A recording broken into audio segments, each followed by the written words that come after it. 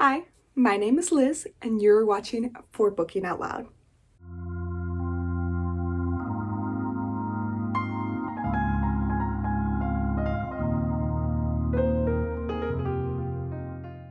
November is almost here, and that means Nonfiction November. This readathon was announced a while ago, and I will link all the information down below, their Twitter account, their Instagram account, I think, but definitely some announcement videos. And I am truly excited to participate this year because I have been known to read a nonfiction book or two and immensely enjoy it. I have already seen a couple of TBRs and I am beyond excited to participate. I had this grand scheme to raid my library on Libby and check out all these wonderful books and learn so much more than I've ever learned before. However, I had to take a step back and realize I have a lot of books I have yet to read in my own library, and I really need to raid my own shelves and find books that I haven't yet gotten around to. And I'm really glad I did, because when I did that, the ones that are in my library, I've actually wanted to get around to for a while. So this is I want to get around to, and I hope I do finish, but if I don't, I won't be too sad. TBR for Nonfiction November. This readathon is incredibly simple. The hosts just want you to read more nonfiction than you usually do. So they do have 4 prompts, but again, they're saying if you read no nonfiction, just read 1. If you read 2, read 3, so on and so forth. But if you're really ambitious and excited, they give prompts in the form of words and try to fit your books into these words. This year, their words are time, movement, buzz, and discovery. And I don't think they're in that order, but those are the 4 words. And again, because I rated my library, my books don't all fit into that prompt or those prompts. So I don't think I'll be that ambitious enough to go for all 4 words. But these are the books that I truly want to get into. Now, my pile consists of 7 books. I don't know if I'll get to 7 nonfiction books in November, but I'll sure try. I know for certain I will get to 4. That is my ultimate goal. And I'm going to start with introducing those 4 books. Number 1 is Devil in the White City by Erik Larson.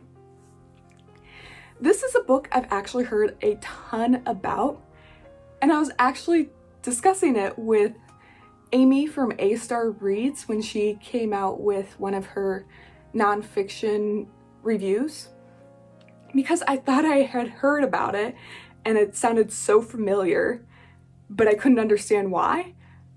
Duh, it was in my own library. I'm pretty sure one of my neighbors had given it to me when they moved. So I really want to read it, and Nonfiction November is a great time for me to get to it. It is about the story of H.H. Holmes and the World Fair. I've heard Erik Larson is an amazing nonfiction writer where he's more of a narrator, and it reads a lot like a novel rather than a nonfiction fact dump.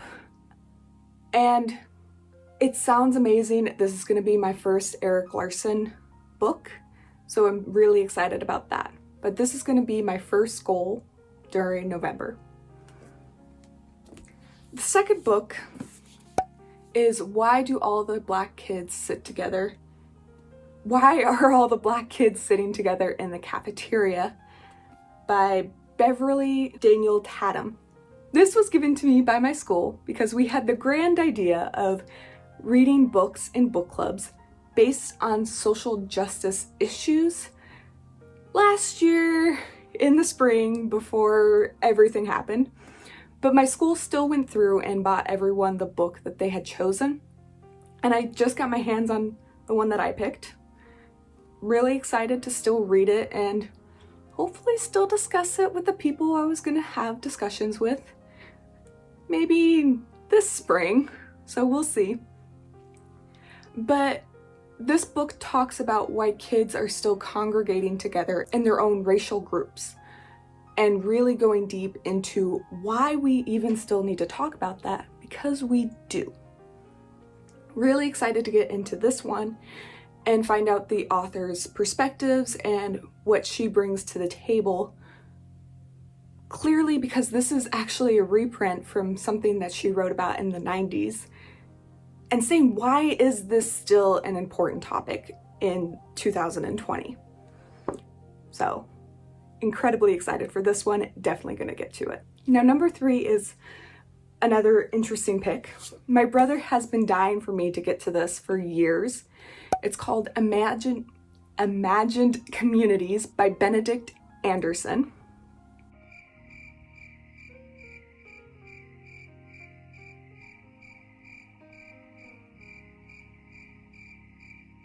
This book is, from my understanding and reading the back, about imagined communities. It starts during the Cold War era and looks at, I think, what utopianism is and how it's developed, going into how the decline of kingship happens and how the decline of faith and religion, but also the rise and fall of nationalism. But it's a very much a social look on how communities congregate and how they feel the sense of community. Again, from my understanding, from what I've heard and reading the back. We'll see what it actually is like, and I'll get back to you on that one. Now, the 4th book, and one, again, I will definitely get to in November, is Stamped. Stamped from the Beginning. The reason I picked up this book is honestly because I really want to get the young adult version of this book for my classroom, but I also want to see the origin of the material. So it is a pretty chunky book, but honestly, I love this author. I loved what he did and how to be an anti-racist, and I've been dying to get my hands on this book and to see the difference between this book and the young adult version whenever I do get my hands on that one. So this is the 4th book I will definitely get to in November.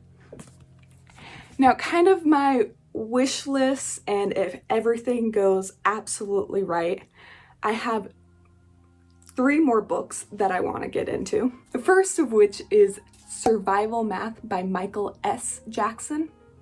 Survival Math is a autobiography of a man who grew up in Portland, Oregon. And Portland, Oregon is a very racist city. It is very subtly racist, and it has a lot of housing problems that is very entrenched in its racism. And from what I've heard, this book has a lot of insight on that as he grows up and has to survive that in his youth and as a young adult growing up in this city. And so I wanted to get my hands on it to have a really deep insight on a city I do love. So if I get to it next month, I would love to, but if I don't, I will be reading this at some point. Now, the second book I really want to get to is a book I've had in my library for an incredibly long time. Again, the same neighbor that gave me Devil in a White City when she moved also gave me the next 2 books, so they've both been hanging around just collecting dust, so I finally am going to read them. But this one is Leopold's Ghost, and I think you're seeing a pattern. I really like to read about historical novels. I really like to read about social issues, and this has both in it. King Leopold's Ghost is the facts of colonialism and the awful brutality that happened in Africa due to Europeans' whims. And just reading about the facts of those European whims will be really interesting, because I actually really enjoyed reading Heart of Darkness by Joseph Conrad, which is the same thing that this book talks about, but in a novel. So I'm hoping I'll enjoy it whenever I do get to this book. Now, the last book, if I do get to all 7 books, is Angela's Ashes. From my understanding, it's a memoir of a recent immigrant to America in Depression-era Brooklyn, and his name is Frank, and they just recently immigrated from Ireland, and that's about as much as I know from this.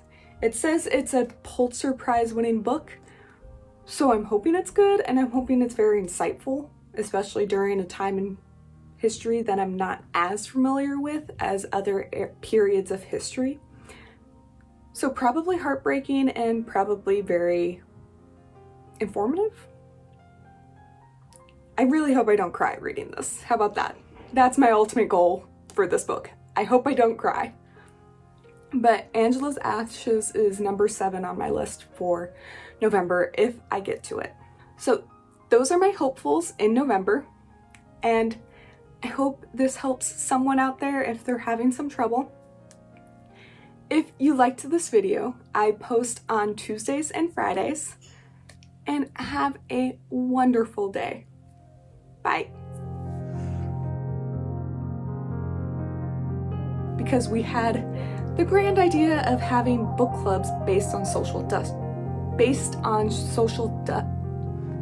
Into Darkness by Joseph Conrad Joseph. Heart of Darkness by Joseph Conrad Joseph. My pile consists of